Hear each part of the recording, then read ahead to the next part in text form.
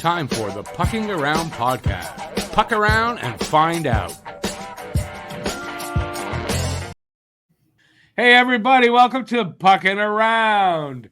All right. We got an interesting episode. At least I think we do. We're going to take a look at goalie tandems.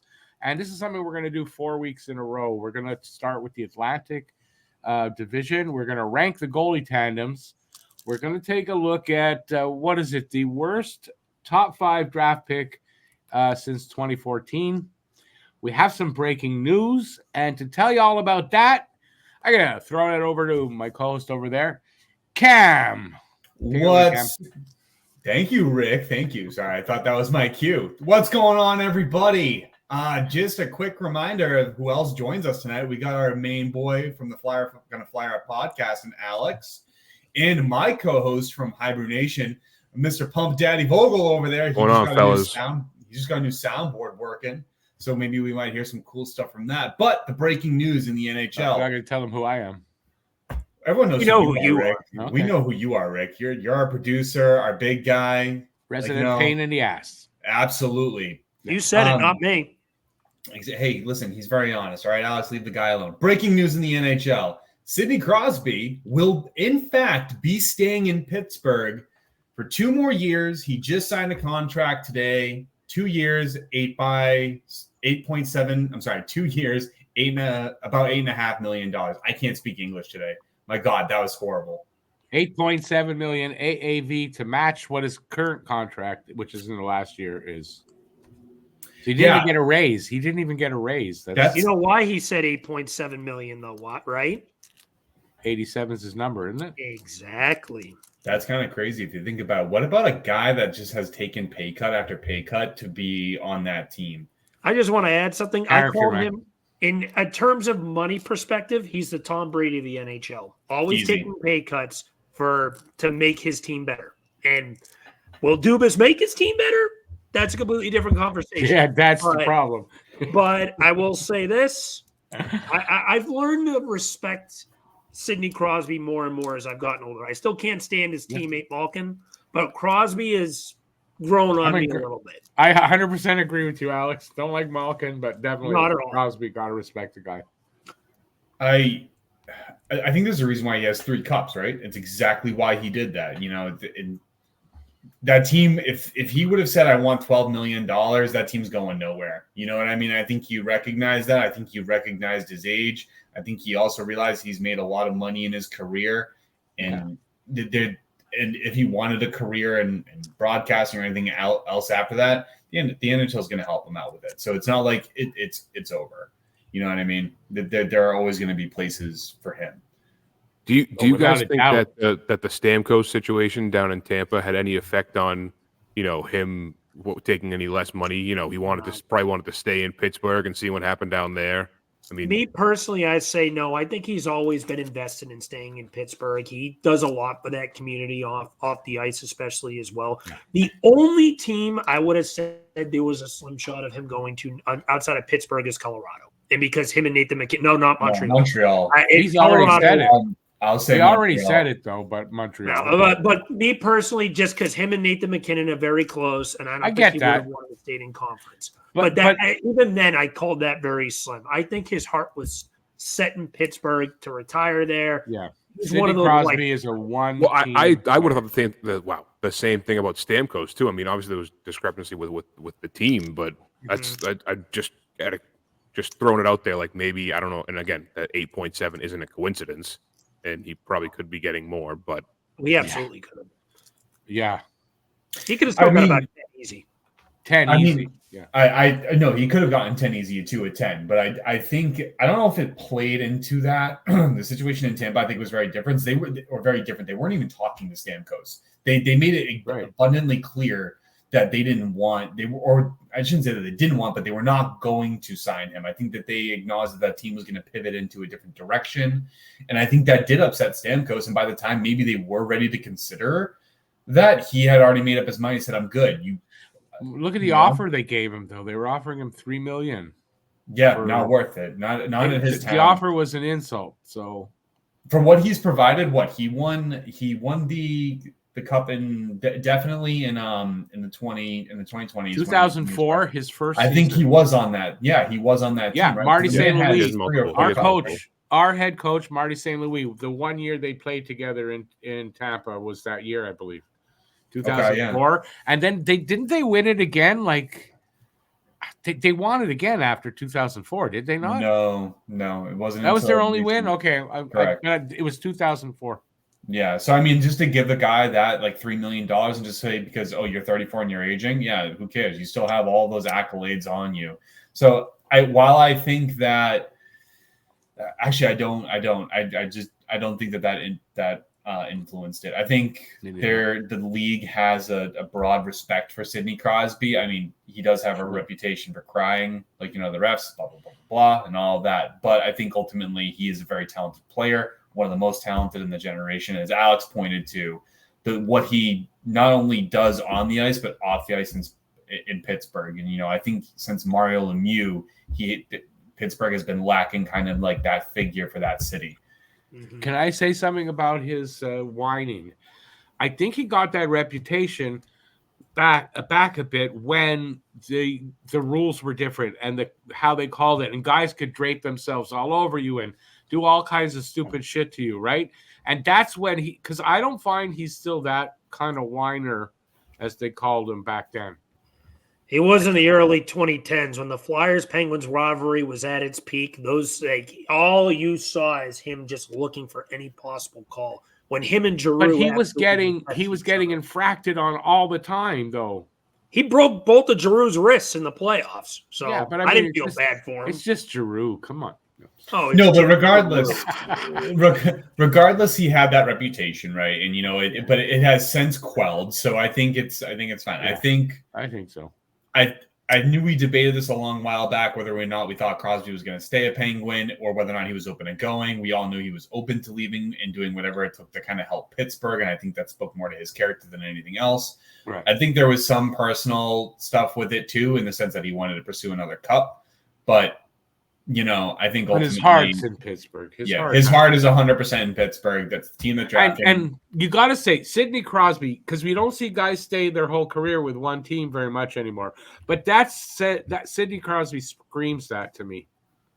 Yeah, I mean, I agree with that to a degree, right? For the most part, I think there is always a guy that will live or die by their team. It's typically a higher round pick, right? Maybe top 5. Most of the time, I would say, I see Connor McDavid living and dying by Edmonton if they can afford him at this point. I see Ovechkin. There's Connor Bedard, Macklin Celebrini. These are guys that I see that will stay with those teams. Just as examples, I could go on. All right, guys, are we ready to talk about the Atlantic goalie rankings and where we have them? Yes, we are. All right, sweet. I'm going to start just by describing the list in terms of team standings and how the teams finished last year, and then we'll go in that order. So the way the teams finished, starting from first place down to last place, we have Florida, followed by Boston, by Toronto, by Tampa, by Detroit, by Buffalo, by Ottawa, and then by Montreal. Mm-hmm. Starting with Florida, Vogel, where do you have them ranked? I have them top of the division. That Bobrovsky, Spencer Knight tandem. We talked about it last week that Spencer Knight could be a number 1 anywhere. Bobrovsky, when he's playing good, when he's on his game, he's on his fucking game. Mm-hmm. I think that's pretty much probably across the board a no-brainer that Florida has the best tandem in the Atlantic. I'm gonna go off right on the bat and say, is anyone else going to refute that? Florida, I have the 8th. No, I'm just kidding. I think you'd be the most hated person. No, I would deserve that. No, I think I have them first as well.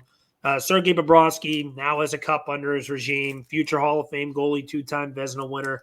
This guy has done it all in the NHL. He's absolutely incredible. Probably the biggest mistake the Flyers have made in my lifetime was trading him way too early. But absolute stud. And then Spencer Knight will be the future of that team. He already looks like he'd probably be a number 1 for a good handful of teams in the league already. That without a doubt, in my opinion, is number 1 as well. I'm gonna just echo more on what Vogel was saying too about when he's on. I think I am on firm belief he won the Panthers game 7. It was him. If you just watch the final 5 minutes of that game, he was getting peppered. He looked exhausted. It was a miracle that puck did not enter the net. 5 minutes, the entire third period, it felt like. For sure. But focusing on that small bit of the third, I mean, I don't know. I'm pretty sure even Florida Panthers fans, their hearts were probably pounding and just being like, "Oh my God, he's saved." Oh, without a doubt. You know what that reminded me of? It was crazy. You know what that reminded me of? With that Pittsburgh-Detroit Cup final in 2009 when they were just absolutely bombarding Marc-Andre Fleury, the Penguins, in that final couple of minutes. That kind of replicated that in that 2009 Cup that the Pens won. For sure. I got a better one. Do you guys know the famous Patrick Roy where he winks at the guy? No, I don't. Can Okay, that I believe, if I'm correct, that was against the Rangers. And if this is not the same year, there was one year we won when we won the Cup. I believe in '86, we played the Rangers. I think not for the Cup, but the series before. There was a 5-minute stretch at near the end of the game where if he didn't take 15 shots, and he was all over the place, acrobatic goaltending like crazy. Yeah, our hearts were in our chest, but I mean, that's probably the most amazing goaltending I've ever seen. I don't know why I got on that. I guess I do, but yeah, there you go. Cool. All right, so I'm guessing Rick has Florida at 1. That means. Yeah. Well, I said that we all have. Yeah, I think that was just an easy choice, and I still think Spencer Knight has a little bit of something to prove, but I think from what he's shown, he's going to be a good goaltender. Yeah, he's played 57 games for them and got 32 wins. That's pretty good. Yeah, it's pretty good. Yeah. Yeah. I also would like to point out these are on teams where their defense has been absolutely stellar. So I want to see how this goalie also performs with a reasonable defense, not something that's completely out of world. Yeah, it's not as stacked as it's been. Yeah, correct. Let's start with Rick and we'll talk with Boston. So Boston placed second in the division last season. So where do you have them ranked in terms of goalie tandem this year? Before I say where, I'm gonna say that I had them ranked and then I redid it and I found it really difficult because it's close. So being a little biased, being a Habs fan, I have him at 5th. And that's mostly because while Korpisalo may find his game and be a decent backup, I don't think I want to bank on that. So, and I'm of the mind Swayman will be there for the start of the season. So I don't think that's an issue. But I think it would just basically Swayman carrying that team. He's great and all that, but I don't know that rises him above the top 4. Okay, I think it's a little low, but Alex? I am the 4th. Jeremy Swayman. I think the Bruins. I have him 4th. I think Jeremy Swayman is a top 10 goalie in this league already established. Yeah. Obviously, he still needs to prove it for a full length of the season. And, he was absolutely stellar in the playoffs. By far the best Bruin, bar none. But the thing with him is he obviously has to prove it the longevity of the season. But in the bits and pieces that we saw him get extended play, he was great. He's ready to take that torch as the number 1 goalie for the Bruins, and I think he's ready to solidify himself, not just as top 10, maybe a top 5 goalie in the league. He's absolutely excellent. The Bruins have been a goalie factory for years, which is the exact opposite of my team must be nice. But the only thing is... No pettiness. Yeah, no kidding, right? The only thing is Jonas Korpisalo. Big question mark there. I hated that contract the day it was signed in Ottawa, and even before that. In Columbus, he was okay, but when Ottawa signed him to that deal, I said, this is going to be something that they regret. This is a guy that weighing way too much on, way too much term, and he got thrown into a fire and was not good. Sub 900 save percentage, I think, both years he was there? I think he was there, 2 years before he got moved? I think so. And I don't see... Now, the Bruins goaltending coach is fantastic. He makes shit turn into gold. So maybe that's the exact recipe he needs. But I need Corpy to show it at the end of the day. Yeah, till he does, you can't count on it. Yeah, I need him to show it again. I think the $4 million he got. Sorry, then we'll move to Vogel, but I think the $4 million he got was too much. But I think the $3 million he has right now is reasonable, and that's reasonable backup goaltender money.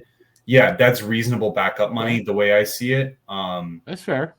Yeah, I have no issue with that. Yeah, I'll go perform, though. Will he perform? That is the question. I'll let Vogel go, then I'll go. Just to kind of pivot off Rick and Alex. I kind of agree with Rick in the sense where there's going to be a bias. I have the Bruins at second on the list. I think that Swayman, like Alex said, he could be a top 5. I think he already is a top 5, if not top 6, top 7 in the league. And I think that Korpisalo was in a bad situation in Ottawa. I think that now that he's in Boston, even if he's not carrying a full workload, I think that carrying your mic. Yeah, like you're carrying your mic. Yeah. It just fell.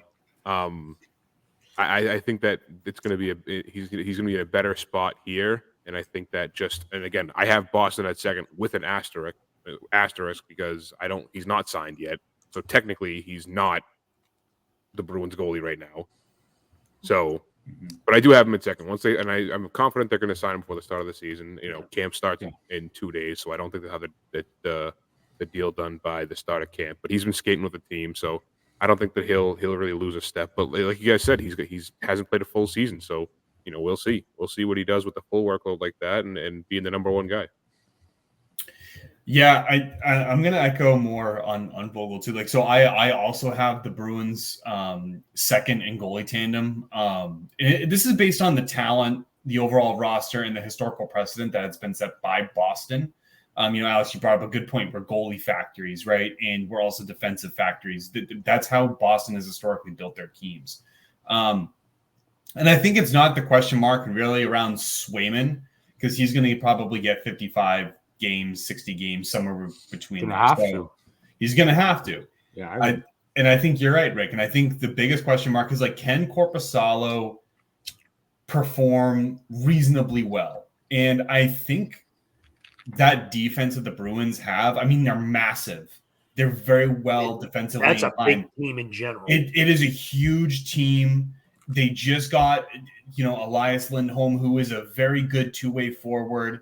Their depth got better. The team overall got better than last year. So I think that's why I think they'll be second in the tandem, because the defense is definitely going to help Korpisalo out a little bit.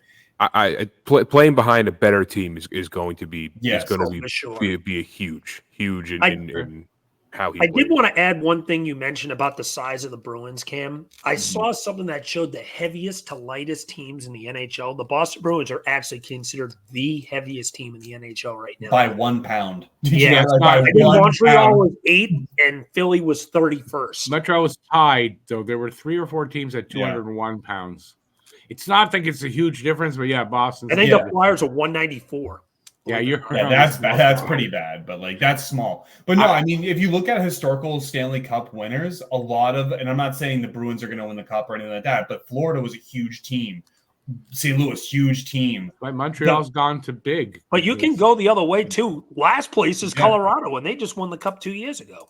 So they're the smallest team. Yeah, that's one thing too. Is even with the size, you can't sacrifice speed. Yeah.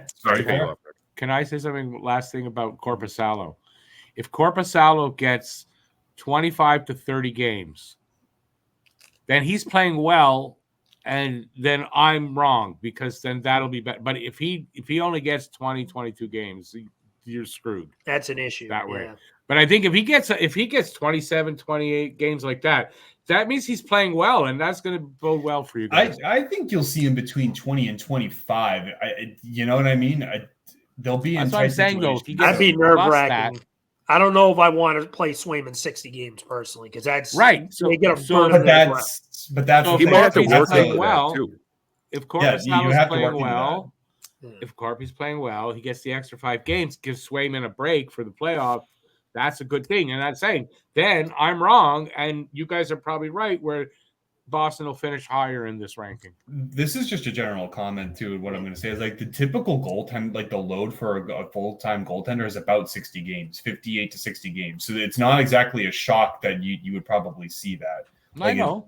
So I actually looked that up with the. I think they're average leaning towards. I think more teams are leaning towards more of a split than those big differences. for teams with strong for teams with extremely strong goaltending. Well, that makes my point, though. So if Or- Florida gets those extra games, then that you guys have strong goaltending. Or extremely strong defense that can help facilitate the goaltending. Because sometimes it's not the goaltending. Sometimes it's a stronger defense where the goalie can just see everything. But we're not really here ranking the defenses. No, we're you're ranking not. the goaltending. You're not. Yeah, you're right. You're not. But I think there'll be games where you can steal. And this goes for the same for everything. All right. One last thing to add before we move on, how you mentioned about average is about 55 to 60 per sportsgrid.com. They typically amount the averages anywhere between 50 to 60 games in a regular 82 game season. So I think a lot of it, as mentioned, has to do with how that backup is performing. Yep, that's right. The less they play, the better the situation. Yeah. But if you look at that deviation, that 10 game it's not a lot. It's not a big difference. I think it is in the longevity of the season. I think so. Playoff time. I think that's a completely different argument. I think it's schedule based too on that too. That's why that average is a little bit broader than you would probably see it. So you got to think if you have more back-to-back games like in length. That's a good point. You have to look at that. That's a good point because there's a lot more back-to-back games than there ever have been. I think it just varies on how many back-to-backs you have too. So probably that range. If you're in that travel, you have to look at travel. Yeah. True. It's a lot. There's a lot more than just that. Schedule. If you're in that 60 games, you're probably with less back-to-backs, but also at the same time, your backup's not playing well. So it's again, I think it's a mixture of everything, personally. Yeah. But anyway, all right. Next team, Toronto, who finished third in the division last season. Let's start with Alex. Toronto, I believe I had them fifth, and only because I want to see Joseph Woll show it for the longevity of a season. Again, kind of similar to Swayman in a way that, again, he played excellent in the playoffs, but he was a little dinged up throughout the regular season too. So durability is a question mark there too. They always say availability is the best ability. So, Joseph Woll's a young goalie. He just got a nice little contract. I want to see him play well consistently. And then their other backup, Anthony Stolarz, was actually pretty good last year. He played in Florida. He's got some history at Anaheim, here in Philly as well. He's been a very serviceable backup everywhere he's gone, but this is more concentrated on Woll. That I need to see Woll do it consistently before I can give the Leafs a higher rank. If he can show that consistently, I'll probably have the Leafs as high as 3 next year, maybe even higher. Vogel. I also have him at fifth. Very similar to Alex. I first of all, I hate the Maple Leafs, so I don't want to have to put them that high. But I don't think that. I mean, Wall, he's looked good, but I don't think that he's shown enough to be, to elevate that, especially again as a tandem, to elevate them higher than fifth in the division. Rick. Yeah. Okay. So I have them. Okay. You're going to see where I have them. And the reason I have them there is because the other day I fell down and banged my head. I have them at third. I have them at third, but here's how I say it. Stolarz has not been this spectacular goalie his whole career, but he's a little older and he's gotten better. He's also huge. And I think it's a really good pickup for them. As far as Wall, I think Alex is probably right. He hasn't played that. I just like the guy for it's weird me saying this about a Maple Leaf, but I think that's the guy for them. I think that's the right goalie. He's got to prove it, but I don't know. It's a gut thing. I just think they're going to end up that goalie tandem's a good one, and I think mostly based on the fact that Stolarz is probably a better backup than a lot of people are giving him. I'd just like to point out, so you have Toronto at 3, but Boston at 5. Yeah, I said I banged my head the other day. I was going to say, I'm okay. So it would have had to be pretty hard for that. Yeah, like were you hemorrhaging? Ironically, I'm actually in between both of you. I have them at 4. and again, I'm basing it off of talent, like historical precedent and things like that, and a couple other factors on the team, right? Because that also impacts how the goalie tandem plays, locker room chemistry, a whole bunch of things. It's a laundry list I don't want to really get into. I agree with Alex on Wool. I think he needs to play longer. I think he needs to prove it. I agree with Stolarz. I think Stolarz is an underrated goaltender. And I think there's to play for there. I think one of the biggest factors for them is going to be how their defense plays in front of them, and how they're going to be able to read that, right? I think Berube is going to be able to coach them up into a great tandem. So I don't know. I have them at 4. I don't want to put them any lower. I don't want to put them any higher. Than where they're going to be. So it's kind of that's where I have them. And like Vogel, I'm not a huge fan of the Maple Leafs, but I'm not going to deny that they're a talented team. I think that the capacity for them to potentially be a top 4 tandem in the Atlantic is there. I don't know, guys. That's just me. Mm-hmm. And I mean, they're the Maple Laughs. The year after they finally got out of the first round, they got knocked out again. I don't know what to do with that anymore. By their daddies. It's because it's a poorly what's the word I'm looking for? They don't know how to put a team together. I don't know. I don't know if I would want to go. The pay there. structure is totally screwed. Oh, the pay structure is screwed, but it's not going to allow you to put a team together. You can't. Yeah. You can't just have good top 6, but garbage everywhere else. Yeah. We all know the importance of the rest of the team. Yeah, I think adding Stolarz was an improvement over Martin Jones. And the other guys that they have, like I can't even remember the other goaltenders. Like that isn't that bad. Samsonov. Yeah, Samsonov. Like I think they're better. Matt Murray. I think their goalie tandem is better. I think they're 4. Fair. Let's go to Tampa Bay. The team that is likely going to be falling from grace. Let's start back up with Vogel. Where do you put Tampa Bay? I have Tampa at 4. Okay. 4, and it might be because I think that I'm putting too much weight into Vasilevsky. I think that he's awesome. I know that he's the past couple of years he hasn't been like top tier Vasilevsky, but I think that he kind of puts them up in the top of the division. Okay. Not bad. Yeah, let's go to Rick. I've got them at 6. And maybe I'm a little different than Vogel on Vasilevsky. Vasilevsky seems to be on the downward slide of his career to me. And I'm not disagreeing with that. I'm just just in the past, I think he's and I don't disagree with that. Thinking about the past. I don't disagree with that either. But I mean, we're talking about the future, so I'm going to go. No, I know. No, so I just think that Vasilevsky maybe not as good. He's played a lot of hockey, and he seems to be struggling the last 2 years. So now, because I'm saying this, he's probably going to have like an awesome season, and he's capable. Get it? But that backup of his, Jonas Johansson, like really, what are you going to get from him? I don't know. I know he was adequate when Vazzy was hurt at the beginning of the year last year, but I don't know. I think it's a very tired team. I think they took some big losses in personnel. Sergachev's going to hurt them being gone. That's going to be my question. How much of it is less of the tandem, but more or less on that team? I really don't think Jonas Johansson's good. Like without, and I think he performed adequately because of the defense they still had and the team they had. Right, and now they don't have that good a defense like last year. So yeah, no, I think 6 there for Tampa for me. Alex, what do you think? Oh my God, my thing wasn't unmuting. I'm sorry. I'm still battling a cough, and I was trying to unmute it. I wasn't muting. Dude. But I actually have Tampa at 3rd. And a lot of this has to do with me banking on a on a Vasilevsky rebound.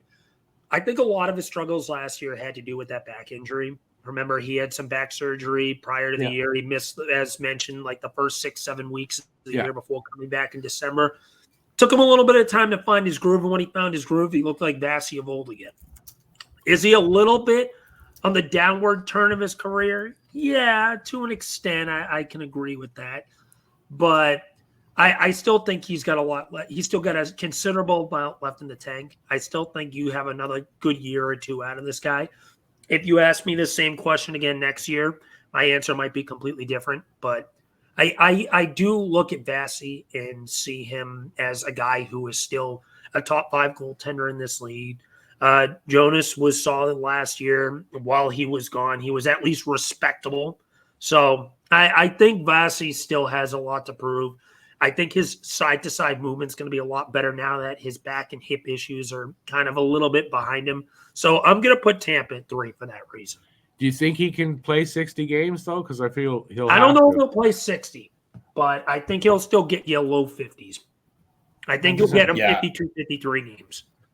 Yeah, I don't think he's going to play 60. I don't. I mean, that back injury, I mean, he came back, from what I understand, he came back pretty strong from it. It was a little rust, but, I mean, he started to pick it up. And, I don't think it's just having him on a rebound. I think it's can Jonas Johnson also perform? Because I don't think Jonas Johnson is a better goaltender than Korpisalo. At least personally. Johansson, yeah, sorry. Jonas Johansson. Yeah, he was adequate. I have to say, he surprised me at the beginning of the year last year. I'll say that. He was enough, but he also had a little bit stronger defense, I think, in front of him, and I think that helped him out a lot. And I think that just the team historically has been good. Like, you know what I mean? I think that is helping that goaltending a little bit. I think Tampa's going to fall off a bit this year, so it's going to make me wonder, and I think that'll impact their goaltending. I just don't think he's the guy. I'm not going to really add too much on Tampa than you guys already did. I'm just going to say that I actually have them at 5, and it's solely because of Johansson, and that's it. Vasilevsky also might have a question mark. Like I said, the defense, I don't know, because all that impacts the goaltending. So it does. We'll kind of see. Back on what I said. Yeah, like I do want to add one thing before we move on. I do have one question for you, Cam. So you mentioned the fact that you think it's more on Jonas more than Johansson more than Vasilevsky, obviously. Yeah. So Vasi is obviously a proven goaltender, multi-time Vezina winner, multi-time Cup winner. But you have the Bruins ranked at 2 with a question mark behind the net. Although you did say he's better than Johansson, but is it 3 spots better than Johansson because they're kind of in a similar position? No, like I said, I think a lot of it is never biased. I'm never biased. Never. I wanted to take Johnny Beecher 15th overall. That's a science brain. Not biased. Like, you know what I mean? No, I think I'm also going off of historical precedent too with what Boston has done. If you also look at Boston's defense now, and if you also look at the coaching structure, so I think Boston has gotten better, and I think all that impacts the goaltending. That's why I say that they are 3 spots higher because of all of those factors, because all of that impacts the goaltending tandem and their abilities to make saves, right? Like, I think all that, like, you can have a phenomenal goaltender in general, right, on a terrible team. That's not going to stop it. But your backup is likely not going to probably play as strongly as your starting goaltender. You know what I mean? Mm-hmm. So I think all of that does pile into it. Yeah, might not always be true, but sometimes I would say majority of the time there's a backup for a reason. No, right? okay. No, you're right. Fair enough. So that's how I did my analysis. It's not just looking at those 2 goaltenders and being like, okay, well, Vasilevsky is obviously he's a Stanley Cup champion. Absolutely. He has Vezina trophies. It's not to take any of those away from him, but it's not just about him, right? It's about both of them. Yeah. So tandem. That's right. Fair enough. Before we move on too, while Cam was going into that, I had to sneeze. And then I didn't have to sneeze. So for like a 15-second period, I look like my brain is broke, but I just had to sneeze. So if anyone watches it back, that's I can relate to this. I've done nothing but cough for the last 2+ weeks. And if you haven't noticed, my mic keeps muting, and it even cost me a 5-minute weird segment where I didn't say a word when I got I tried to mute it, and then I was going to sneeze. And I don't know what it's going to look like when you play it back. But something like this? Oh my God! Oh, For those of you listening, was come on, don't worse do than that. that. We are. Worse oh my than that. God! I feel sorry for the listeners on Spotify that actually can't see your brain twitching. Oh, yeah. Or Alex If is you're like listening constant. to I this don't even and know not what he's watching doing. it, then You're missing out. you might Yeah. have missed out. I don't You know missed what it Alex was. picking But his nose. if you before are we watching started this, this. I'm my aware nose. of what I look like. It's lucky we deleted the. Trust me, the voice. He's That is a exactly what lot. you're thinking. How he looks. Oh, it's the worst when you have to sneeze and then like you're stuck in just- like a weird limbo. Just go They look say up Full put your Yarby's tongue on the hockey top TV. of the roof of your mouth, and it makes you not sneeze. Thank you, I Dr. get it. Alex. Oh yeah, Well, I was Nicole miserable told me for that about one, 15 so I'm seconds not taking there. credit for it. All right, let's get on to Detroit. All right. Detroit. We Rick. have to. Oh, I Yeah. gotta go. Detroit. I have Yeah. Detroit last. Okay. Why? Cam Talbot I like Cam Talbot. He's a decent goalie, but I mean he's getting older. And Alex Lyon can be good, but I think he's a little inconsistent. And I don't know. I don't know what's going on over there in Detroit. Can they sign the guys they got to sign on defense? So if they don't, these guys aren't going to hold up. So I think just in general, that team's not as good as some people think. And it's not my favorite tandem, no. Alex. I'm going to piggyback on Rick. I also have them last. I am not a fan of Detroit's goaltending tandem at all. Cam Talbot's just meh. He's there. He's barely a starter at this point. Yeah, I feel at like this he's point, the yeah. bottom of the end starter. Alex Lyon is streaky. He can be Yeah. good in streaks, as kind of also piggybacking off of Rick. He's inconsistent, but he can also be crap in streaks too, as we've seen in the 2023 playoffs. Yep. He came out and he was okay at first against the Bruins, and then got yanked, and then it was yanked for obvious reasons. But I look at not just the goaltending that Detroit has. I think it's a cosmos of what that entire team is doing. It's just a bunch of meh. Like, it's a team that I don't know what Yzerman is doing compared to what he did in Tampa. I don't call it the Yzer plan. I call it the Yzer scam. Make that a shirt, please. It's a bunch of pieces thrown Trademark. together with seems like, right? Just thrown the together. Yzer scam. Yeah. But yeah, their goaltending duo, it's last for me. It's a low-end starting goalie in Cam Talbot, who may fall off a cliff this year, and Alex Lyon, who is a streaky backup. That's it. Vogel. Moving on. I also have them last, for the same reasons as Rick and Alex. Cam Talbot, he's been the last 5 years, he's been on 6 teams, so he's, bounced around. Obviously, we're not the only ones that think that he's, on the downslope. He's again just meh. That's the best way to describe that whole situation over there. Yeah, I think at this point, yeah. I actually have them 7. Marginally at 7. Like, I'm hard pressed to say why. I mean, you guys also forgot to mention Vialuso, so he's also there. Yeah, but he's not going to play this year. Billy Huso, right? Not Vile. Yeah, Billy. Sorry, Vile. Sorry, He's his not a name nice is guy. Vile. Yeah, you put your He's name not a worse nice than I do, guy. and that's Buddy, it. that's fine. I don't know. When I look at it, I try to pronounce it as I read it, dude. It's pretty bad. So I gotta say, you guys in Boston, you chop names up into pieces, man. Yeah. He's worse than I am. I'm bad, King but I of think mispronouncing names. Yes. It's fine. Hey, at least it's entertainment. I'm pretty sure if he ever listened to this, he'd be like, "Screw that guy." Like, You know what I mean? I've never heard No. him pronounce the name right ever. Me? Yeah, no. You What guys was know. he? Matthew? That's your name, right? Matthew? He's the king. He's the king of getting words. Listen, I gotta watch the Bruins later. Okay, I gotta give me a break here. No, I think he's gonna play. They're running a three goalie thing. So and I think I don't know. I have faith that team is actually gonna be better because of what's in front of them. It's not much, but it's again, this is a marginal thing. Like they're very barely ahead of who I have at 8th, and you guys might even be surprised to see who I have at 8th. I'm not, because I know who it's going to be.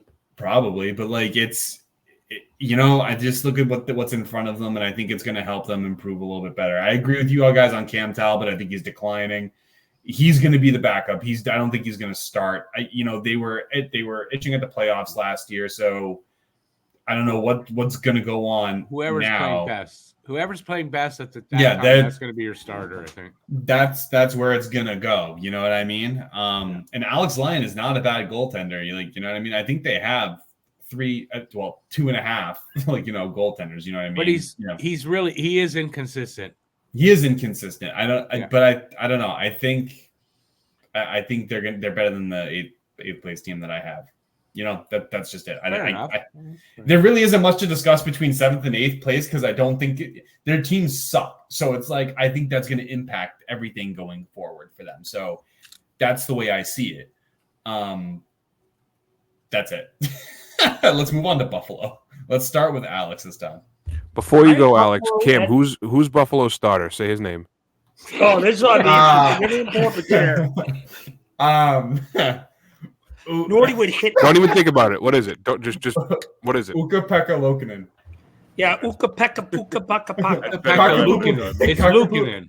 It's Luukkonen with 2 U's. So, but that was pretty good. I need 2 drinks. Honestly, that was pretty good for you. I thought it was going to be. It's way too much. As far as I'm concerned, it's Kakapupu-Pipi-Shire. Okay, that's all I got. That's pretty much. Lord. Just Luukkonen. I think Luukkonen's all you need to say. Dude, when I saw that guy, just call him that UPL. guy's name. Dude, no, I'm sorry. When I saw that guy's last name, all I thought was like, God, your parents hate you. It looks like someone just smashed their head off. It's a last name though. It's that guy. There's the kid Luostrinen. I call him Listerine because I cannot pronounce it. What about Listerine? Isn't that there's a player? He's telling Rick to drink Listerine. Luostrinen, whatever. I cannot pronounce the kid's name. I just call him Listerine all the time. That's fine. So now, welcome to my book, Rick. Like, just welcome to the club. It's one name. It's one. I do it with fine. one name. I'm at every fucking name. Yeah, right. That's the difference. So, all right, go ahead. Sorry. Let's start with Alex. Come on, Alex. Anyway, Alex. Wow, this is a good work for a minute. Alex has Buffalo at 2. I think this team has a crazy ceiling with their goaltending.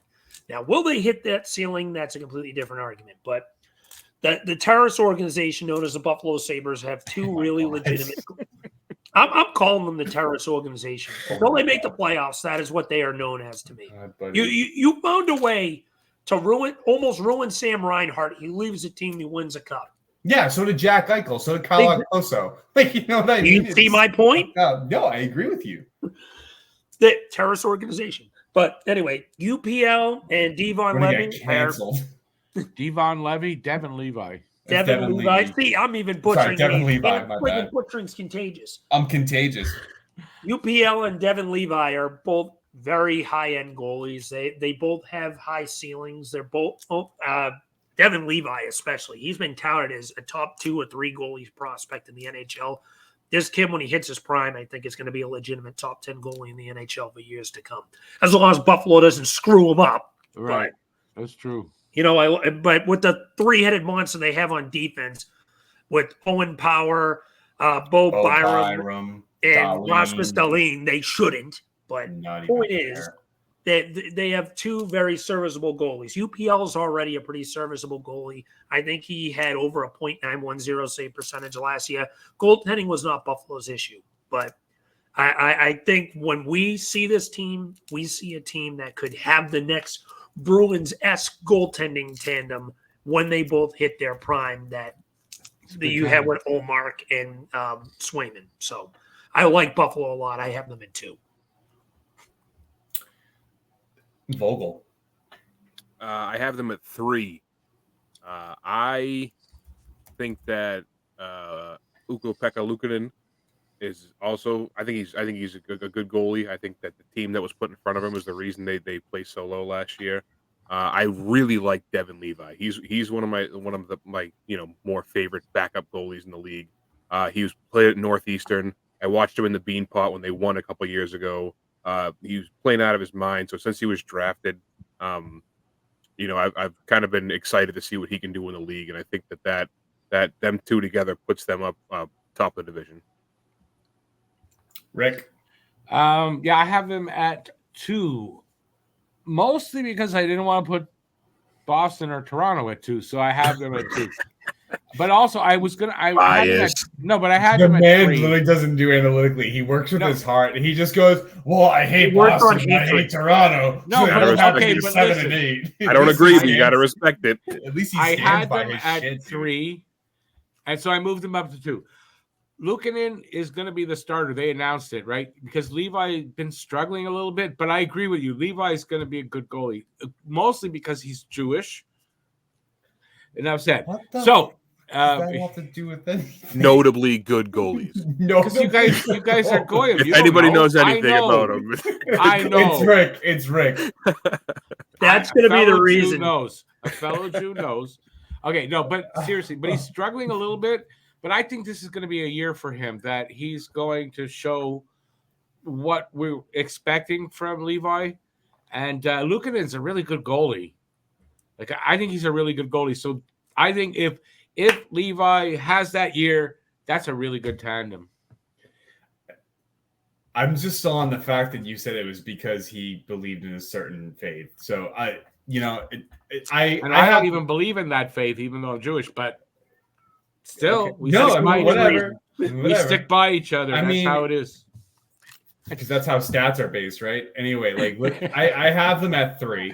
I think that's a very solid point for them. I still think UPL has stuff to prove. I think that entire team has stuff to prove. Yeah, you like that, Vogel? I wasn't saying his name. you should just go with recognized it. initials from now on. And I think Devin Levi, I think he also has stuff to prove. Alex was right that goaltending may not have been their problem last year because they were 11th in goals against. But I think that's more attributed to also some of the defense that they've had. They have a 3-headed monster, dude. That's the case. But I think they do make that jump this year. I just think they need to prove it. Like, you know what I mean? It's a big proving thing for me. Because if they don't prove it this year, especially with the way that team is kind of looking and shaping up to be, I might change my mind. It's good. Is this 15 years? If they don't make the playoffs this year, is that 15 or 14? I think it's 2010 was the last time they made the playoffs. It would be 14. I think it would be considered 15. 14. Yeah, 15, 14. Yeah. 15. They are tied with the New York Jets for the longest playoff drought in sports and in the 4 major sports.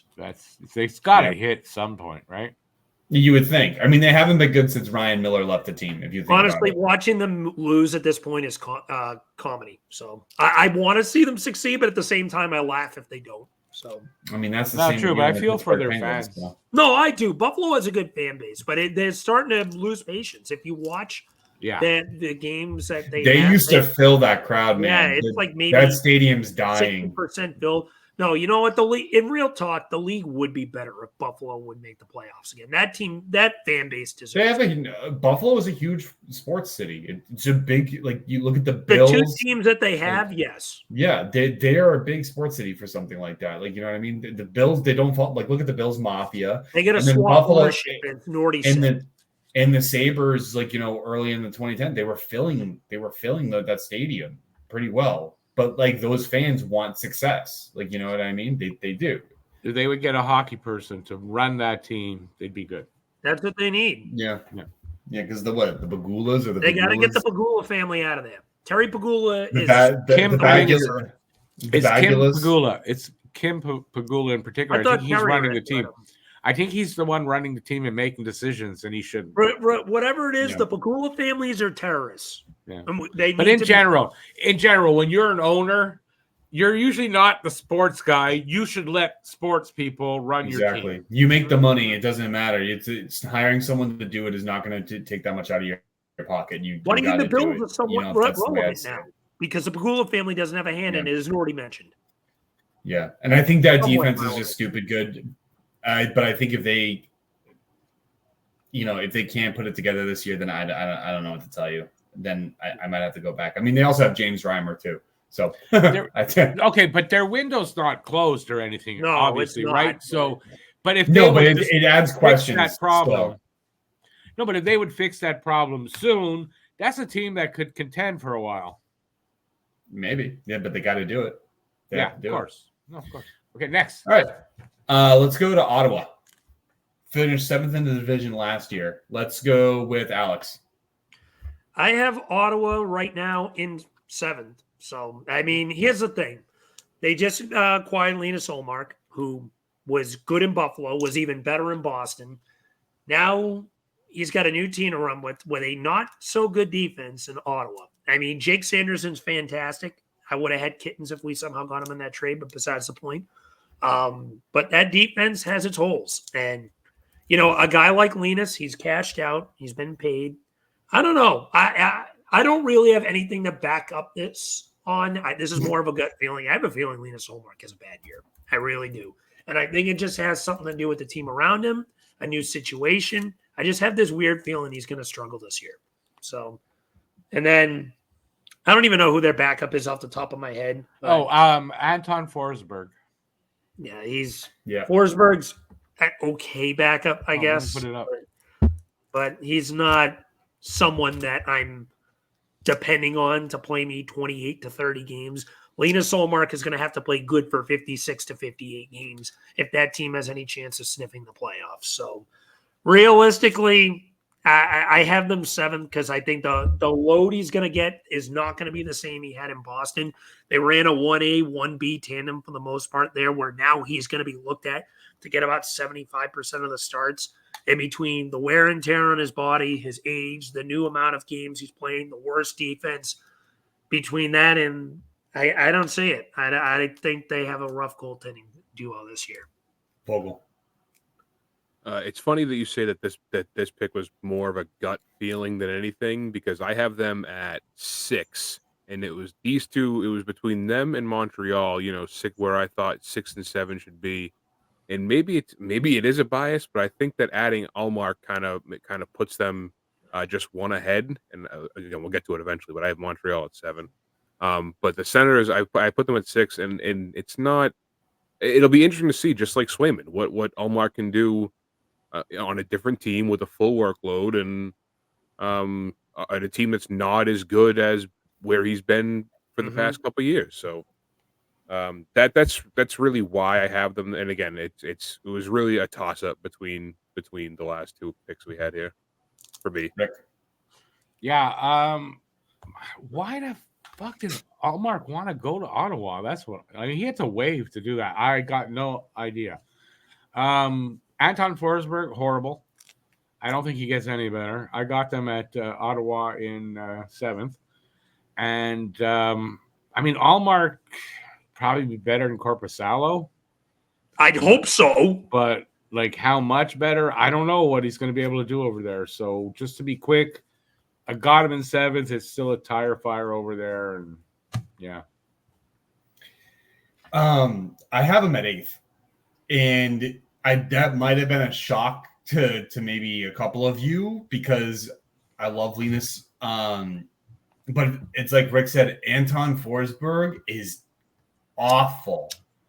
So you got to expect Ullmark to play 60 games, which he has done in the past. He has experienced he's done full game loads. So, and he was decent at it.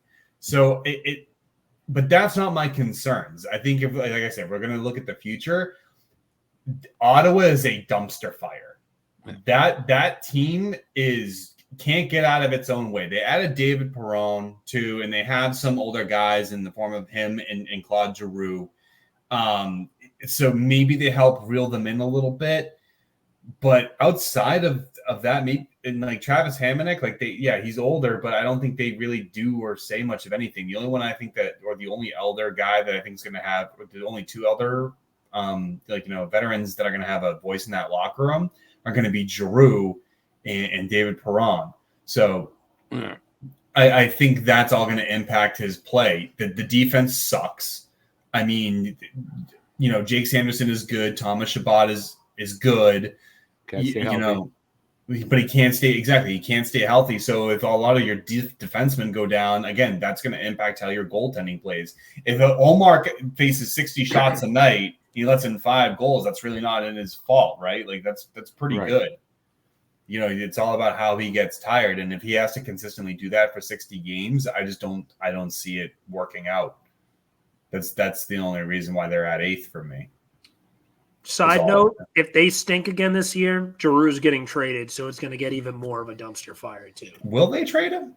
It's his last year of his contract, so good chance. He's going to want to win a cup. Oh, trading him at the deadline then. Yeah, that's what I mean. Yeah, If they're maybe. bad by January, Yeah, yeah. February, he's going to get moved. Oh, yeah. They are bad. And deservingly so. He deserves the shot to win. Yeah. They So are. should we just ask where he's getting moved to at this point? Yeah, Because no kidding. it. Edmonton's For my a pick. future episode. Yeah, for a future episode, by the way. Or should we just mention it now? Because they're not going to be Wow, good. And hard if they to tell. are good, I'd be It's- shocked. I'm It's starting hard the to tell, Peru to man. Edmonton run. It's hard to tell. He'll want to go to contender, obviously. Yeah. No. All right, let's for get to sure. the best team. Let's get to the best. Oh, the best team, Rick's favorite team. He Oh, probably then has why are them we- listed first. then No, why yeah, are they probably last? is. Yeah, I'm sorry. Yeah, they finished last. Because they last needed to get month. Again. Ivan Demidov. They Because did- it was, third did. time in a row. I'm They sorry, did it on Yeah, purpose. They tanked they on did it on purpose to get Ivan That's it. Demidov. That's the one. Clear. They tanked on purpose in a draft lottery. That's it. Because that's how It's exactly. the NHL works. It's exactly. Doesn't that make sense? And they It just does. happen to know Makes sense to Demidov me. was going to drop the They- 5. and they just Yeah. happen to know that, dude. It's the whole thing. It's all playing. Hey, Tank it's Hughes, called the crystal genius. ball. It It's had called nothing the to crystal do with ball, Kubiak. right? Yeah, he has a Palantir for all of you Lord of the Rings people out there or whatever. Listen, Like, get a you- crystal ball. They're available at the store. Yeah, That's all you got to it do. doesn't matter. It doesn't mean it work. Do I look like it to you? You know what? Instead of Find a clairvoyant, spirit ball. fuck that, dude. Instead of clairvoyant, I'm camvoyant. That's it. That's the one. Camvoyant. I'm camvoyant. I It's, predict the it's your future. sister that's clairvoyant, right? Yeah, We're just exactly. a month away from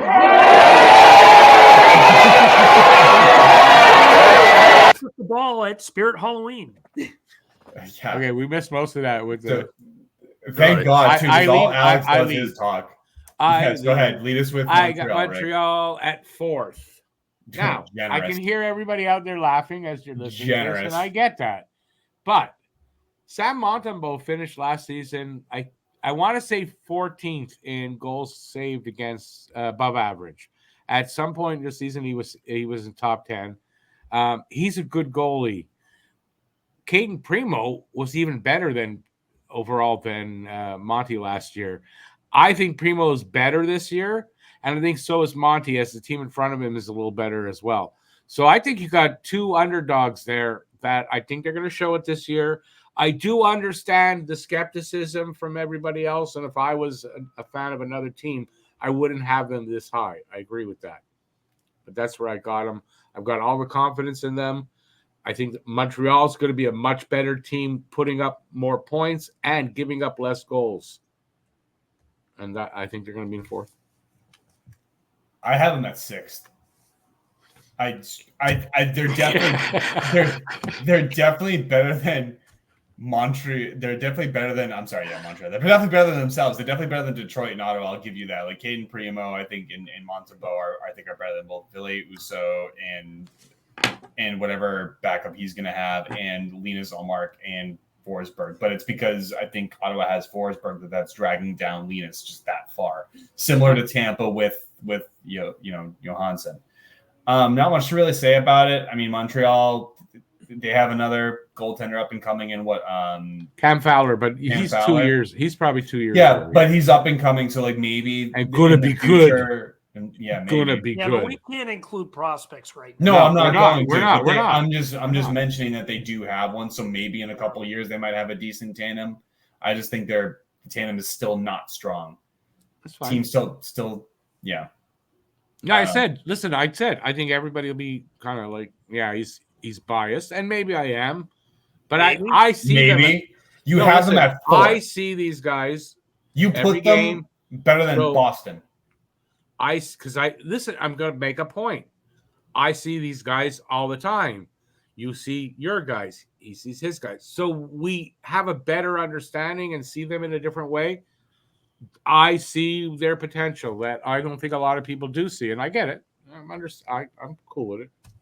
So Rick gonna go just crazy. said, I'm not going to go I'm crazy, biased. okay? Rick just said I'm biased. You already in the are most crazy. in the most professional way possible. Rick just said, listen, I'm a Canadians fan. I'm I watch biased. the team I know more than you, so therefore I'm not biased, but I am. So there I you am go. biased. No, it's a bit biased. I said that though. It's not a bit. I don't It's walk a bit. away from. I don't hide from that. It's not a bit. 5th place is a bit biased. I do 4th place 100%. is you're glazing the team. 100% believe the end of the season. If we revisit this, I'll be proven right. We'll see. Sure. Let's we can be mark lucky. it. We'll revisit it. Alex, We go ahead. should. I also have Montreal at 6. They have 2 okay goaltenders. I think Caden Primo is nice. I actually like Caden Primo a lot, mainly because he's the son of Keith Primo. So I have a little bit of a mini rooting interest for the kid. No, but I have him at 6, so I'm not being biased. I have him at 6 as well. But That's biased. Just wait till you get to the Philadelphia Flyers next week in the Metro Division. They're going to be like, oh, he's their number one. No, not honestly. You're going to be surprised when I have them, but we'll talk about that then. But because that's going to be their Achilles heel. But anyway, I look at Montreal. They have 2 good, not great goalies. Caden Primo is a respectable goalie. I think both him and Montembeault were roughly middle of the pack in most goaltending stats this year. It's a okay, serviceable duo. It's 2 guys who I believe that you look at reality are 2 low-end starters right now, but they're not their future goaltenders. They're their fill-in goaltenders. They'll probably move one of them whenever Fowler's ready. So I think 6 is fair for them. I like them a lot better than whatever the hell Detroit's doing, if it makes you feel better. Vogel's going to shit all over them now. Watch. I was going to be nice, but since you said that, Fuck 'em. No, I like I said, I think that I have them at 7, like I said before. I think that my Senators Canadians picks were kind of interchangeable. I like Alex said, they're a serviceable duo. I mean, they'll do. I don't think they're spectacular. I like I said, I think that just putting Allmark put the Senators just a little bit above them. But yeah, I have them at 7. Can I just go over? I do a show, Saturday Hockey Talk, on Saturday. So with my chat, we came to a consensus, or they did. So I'll just go over the places real quick. In first, they had Florida, of course. Second, they had Tampa Bay. Third was Boston. So my Habs chat had Boston at 3rd. You should be happy with that. 4th was Toronto. 4th was Toronto, not just me. 5th was Montreal. So they weren't biased. And 6th was Detroit, which surprised me. And 7th was Buffalo, so they did not like Buffalo. What? Yeah, I know. Wow. I told them that. I think that's way off. And then Ottawa was 8th for them. I had no issue with that list outside of Buffalo. Anyways, that was we kind of went through and everybody voted, and that was the winners. So those places were the winners. Okay, let's move on. And going on to our second topic of the night. By the way, guys, let us know what you guys think about the goalie tandems in the comment section. We love to hear it. Love to hear your thoughts. Who was closest to being right? Who is the most wrong? Rick. And we'll just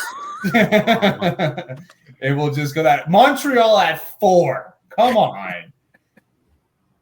Even Matt had them at 5. No, I think he had them at 4. Oh, you guys. Matt and Rick had the exact same list. You think they got together before that, smoked a couple things, and then just decided to come on here and fuck with us? I wonder what their real list looks like. He's getting a look at his face. He's Matt, for those listening or watching, Matt had some Wi-Fi issues, so he couldn't join the show. But him and Rick had the same list. I don't get to put up the Pugliarvi thing then and make a joke about it. Okay. Oh, that stinks. No, we'll definitely do that. We'll do that. We'll mention it. We're going to mention that, yeah, for sure. Okay, we'll mention it for him. Okay. All right, that's going to lead us to our second topic of tonight and last topic. And it's who was the worst NHL draft pick taken within the top 5 in the last decade? So from 2014 up to 2024. We kind of preface this and say, it's not fair to give anyone who was drafted in 2023 and 2024 anything like this. So it's basically pre-2023 to 2014. Honestly, before 2019 is not fair, but I'll give in. Sure, but I don't think we have anyone. I don't think anyone's there picking one one in from there. 2022, though. But no, we don't have anybody. Let's dive right into it. So why don't we start with Alex? I was hoping we'd save me for last, so he'll probably be the one that brings the most controversy. But I'm gonna. Okay, let's save him for last. Let's do Nordy's first. Yeah, I was thinking the same thing. Honestly. All right. So Nordy had Jesse Pugliarvi. He was drafted in 2016 by the Ew. Edmonton Oilers at 4th overall. And if you haven't seen his picture, he looks like the actor who played It in the most recent films. He looks like he wants to just kill you. Or He looks like the son has of It. been eating He you. looks like the son of looks It. crazy. Come on. He's the son of It. That face. He Come on. looks crazy. Probably one of the nicest guys you'll ever meet. So we feel bad probably by even mentioning this. But he's definitely got that clown It smile. So it doesn't matter. He makes more money than I ever will see in my entire life. So I should be more kind to him. He's a number 4. He's the only number. No, he's a number 4 pick. He was the number 4 pick in 2016, drafted by Edmonton. Matt's reasonings were that he bounced around between Europe, the NHL, and the AHL, signed to PTO in 23-24. He had a double hip surgery. He was with the Pens in that 23-24 season. He fell off. Wilkes-Barre Scranton. Oh, sorry. He had, like I said, he had a double hip surgery, fell off a cliff in record time, and he just hasn't been able to replicate his early seasons where he kind of showed signs that he would be a very valuable pick. Those were Nordy's reasons. Now, I'm sorry, not Matt, but Alex wants to go last. So why don't we go Rick? All right, going Rick. Okay, so I picked from 2016. Let me see what I wrote there. Vancouver, 5th pick. Oli Uo-Levy. Let me find him here. Oli Uo-Levy. So he played like 41 games over 3 seasons. It shows 4, but that first season he only played 1 playoff game. So in 3 seasons, 3 different teams, put up 2 goals, 1 assist for 3 points. Now I remember Uo-Levy. There were rumors at some point that Montreal was going to trade for him as a reclamation project or some garbage. So I'm glad they didn't. He just it's a high pick who did like absolutely nothing. I don't know any more about him than that, to be honest with you. Obviously wasn't a very good defenseman. Or was that, he's sometimes guys are great in the lower leagues and they get to the big league and it's too much for them. And that's what he was. What position was he? Defense. He was a defenseman, wasn't he? Yeah, defense. Wow. Number 5, too, for Vancouver. Number 5 to just put up 3 points in 41 games, 3 different teams, and your first 3 years, 1, 2, defense. 3. It depends. I'd see that in his first. He was season. highly touted. How many? He was probably. Yeah, I don't doubt it. I think the 2016 draft had some pretty good names in there. That's definitely a disappointment for me. I think top 5, you anticipate them to be consistent NHLers. Yes. Vogel, why don't you go? All right. I want to start this off by saying something. We probably should have broadened it more than the last 10 years. I wanted to. He didn't. All right. Well, then it's saying. I just because I like to pat myself on the back. So it's my fault. The guy who can't pronounce names. The guy that I picked, it was in the 2021 draft at number 5. Columbus drafted Kent Johnson. Oh, I remember him. And like the graphic shows on the screen, he's played 3 years in the NHL so far. He's really only played 1 complete season. Last year he got hurt. He had shoulder surgery in January, so that cut his season short. But I just compared to the other. The other top 5 picks in really the last 10 years, most of them have been absolute studs. I mean, you can obviously pick out players that have been kind of busts or haven't been great, but like I said, he was drafted in 2021. It's only been 3 years. His season last year was cut short due to injury, so I could be way off on this in the future. I could be way off. I think you might be off. Columbus' second line. I think so because I only hear think good I can things name a handful. Yeah, you might be off on him. Yeah. Well, I went back and looked the last 10 years. Go back and look. Whoever's listening, go back and look. There's not a lot of bad names on there. No, it's true though. He's That's not fair. wrong. I don't blame him. So that pick is strictly because I do think we should have expanded the criteria a little bit. Listen, don't blame me for your lack of ability to do research there, big guy. I did plenty of research. Yeah, Right. There's only so I don't many doubt picks. it. 5 picks a year. It's not a lot of picks to go through. I bet you anything.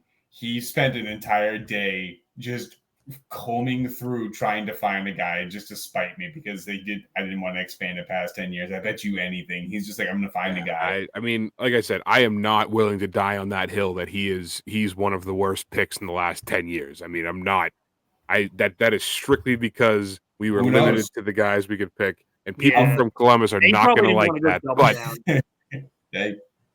But yeah, like I think Cam's fault, really, if you think about it. I mean, everything's Cam's fault. There are plenty of players you could have chose from. Plenty of players. What about Capo? Go through the last 10 years. Capo Caco at taking. What about KK? His draft pick? Yeah, Kotkaniemi. He was Camp Lovechild, Kotkaniemi. Yeah, I was going to give one for the Habs. That's who it was for me for the Habs. There are plenty of people that you could have picked, and you could have just done it solely based on draft position too. I almost just went rogue and just picked somebody else, but I'm a man of the people. I follow the rules. That's it. He's really a people person. So you know what?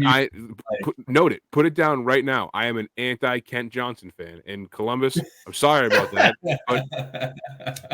Vogel's that's what it is. It is what it is. In fantasy hockey, he's not even going to doubling touch him. down. Vogel's doubling down, man. That's it. I do not like Kent Johnson.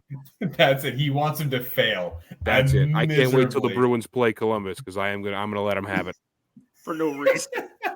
So are you saying for hibernation we're going to go to Ohio? Nothing good comes out of Ohio, buddy. Sorry for Ohio fans. You know how they say it. Now the kids say it, right? Explain to me, too. Hey, listen, Ohio's dumb. Why does Ohio have so many sports teams? It's so small. It's too many. There's too many sports teams. The only good thing to come out of Ohio is the Rock and Roll Hall of Fame and the Football Hall of Fame. That's about it. Yeah, maybe. Anyway, Kent Johnson. Anyway, Kent Johnson sucks. He's got no future. We officially are out on Kent Johnson. So for Christmas, I'm going to get you a Kent Johnson jersey. Never mention his name again. Yeah, never. No. He's going to be picketing out a frigging Nationwide Arena. Down with Kent. Yeah, he's down with Kent. Just make sure you spell that right. That's one name. That's one name Cam can say right. Yeah, leave me alone. It's an easy one. All right, just give me a break here. All right, I'll go so Alex can go last so I can appease the princess. I have actually all the way back from 2014, Michael Dal Cole. Did I say that right? Michael Dal Cole. Yeah. Yeah. Wow. See, fuck you, Vogel. I can do it sometimes. He said it right. He's not even I just feel like you don't have to swear at me. That's not very nice. Oh, I'm sorry. I didn't mean to do it to the people person. Whatever. You set me up to fail in this this segment here, and you're gonna. That's it. Like that. That's what it is. Welcome to the sin bin. He was drafted in 2014. Drafted by the New York Islanders at 5th overall. He's played 10 years collectively between the minors and in the NHL. He has 112 games played, only 21 points for a left winger. Not a solid showing for a top 5 pick at all. Hasn't played consistently in the NHL, and basically is a 13th forward. If we have that 7th D-man thing, he's a 13th forward. If you look at it, the guy just sucks. There's not really much else to be said about it. When you look at a lot of the players drafted in the last 10 years on the top 5, it's absolutely right. A majority of them are absolute studs in what they've transformed into, aside of maybe the players that we've been mentioning tonight. It's really hard to pick a guy, but that guy really stood out to me, and he just oh my God, just puke all over the place. Alex. Well, I clearly have Connor McDavid from the Twitter. No, I'm just kidding. That makes sense. That guy sucks too, right? No, he does. No. He's just terrible. He's horrible. Scores 100-something points a season. He's awful. No, my pick. $12 million contract. I'm picking one for my own team. 2017 second overall pick, Nolan Patrick. And there's a lot. Way to go. There he went. There's a lot to follow on this. His career started respectable. He came out of the woodworks. He kind of ran as the 3C. for 2 years. He was in the 30-point range, but he never really lived up to that hype. He was considered to be the next Anze Kopitar style of game. And then 2019 hit. He really had a fall off. Then the migraine started from a bad hit he took in a game. 2020, he missed the entire season due to migraine issues.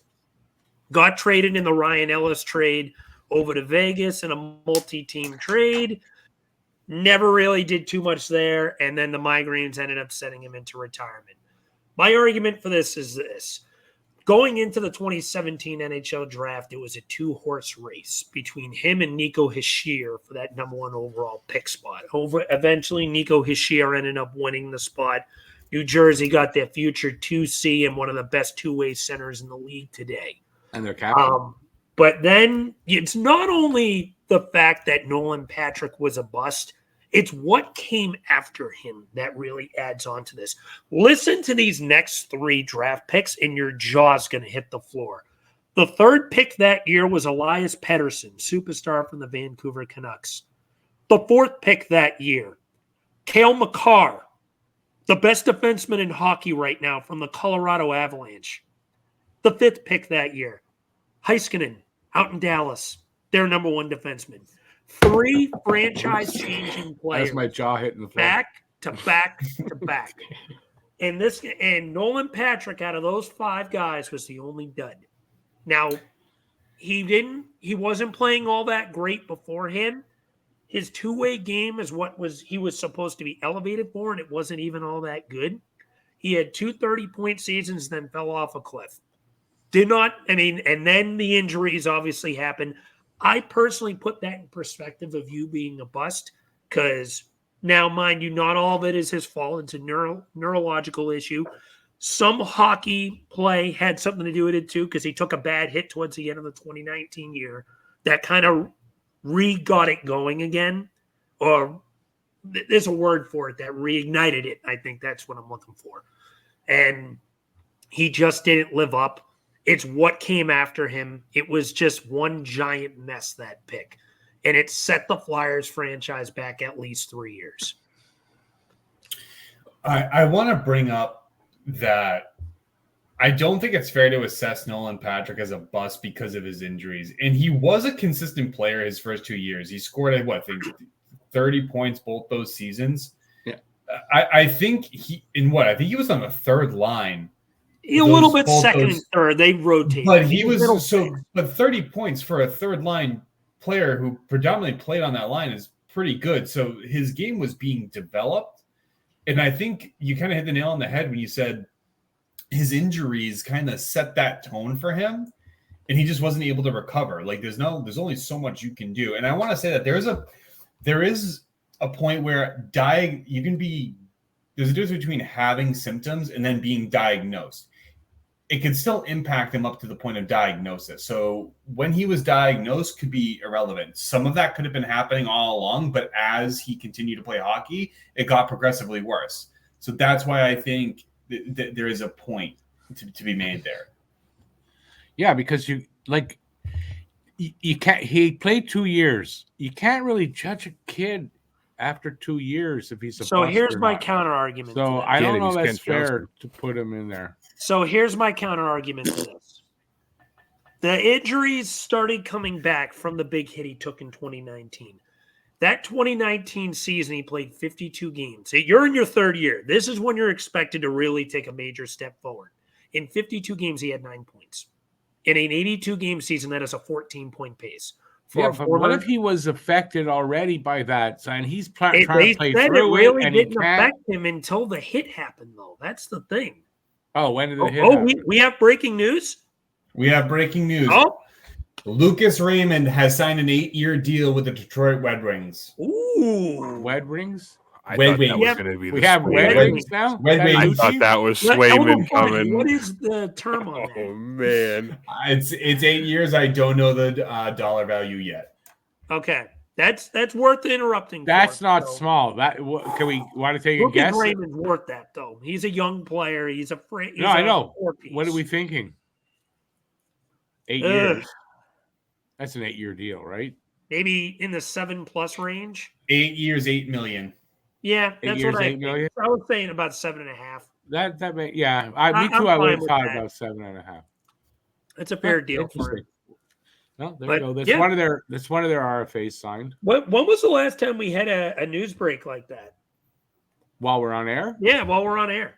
Not too long ago. Didn't something happen not too long ago? We had one of those. I thought. I don't know. Maybe I'm wrong. We no, I had love it. three things over the week, but not. This was but posted anyway. by the NHL about 2 hours ago, so I just reached my phone. Okay, fair enough. But anyway, back to my point. That was the thing with Nolan Patrick. He was not showing the signs of improvement. He was showing the signs of decline even before the migraines set in. Okay, but third year still. But third year, although that's a huge decline. Yeah, over that 9 is points. for a It's only third-year guy. You're right. now getting those top 6 minutes, and you're not No, he showing wasn't. progression. No, he In wasn't. 2018-19, they had their core pieces. He was had a Giroux. third line player. He was still a third line player. Not through at his that third year. stage. Yes, They he were was. moving him to the second line. They already traded Braden Shen. I don't think so. I think because And he was Giroux a was natural moved over to center. the wing. So he was your 2C at that point. I would say this.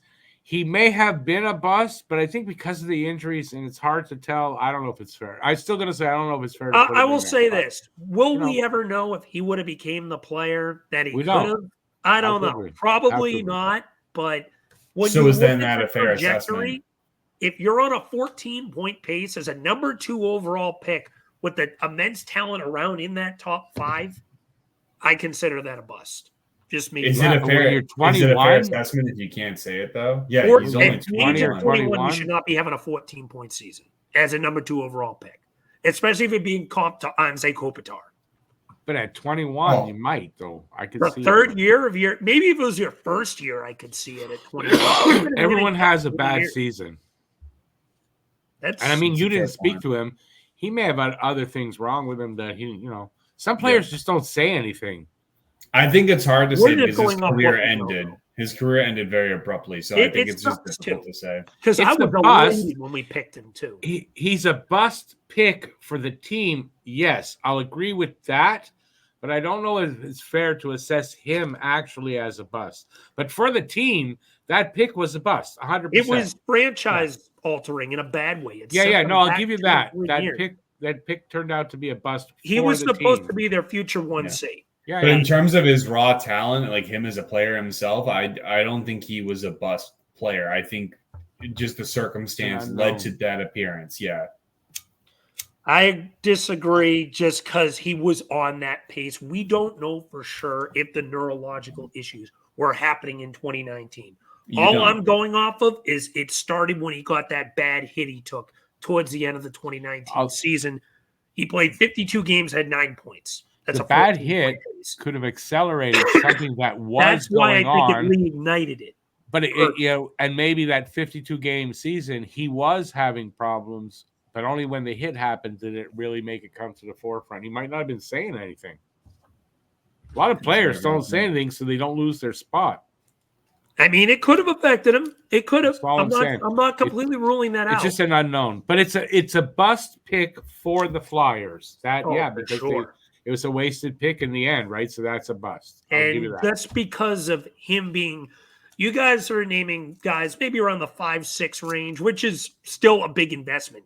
Well, Patrick was the number 2 overall pick. Yeah, and he was neck and neck with Nico Hischier that year. No. He was 1 for the first half of the year, and then Hischier passed around like January, February. Okay, it's difficult. It's difficult though to compare cross years because some draft classes are inherently better than others. So it gets That difficult 2017 to do that. one was loaded though. So it's kind of difficult for you to kind of assess from those time points.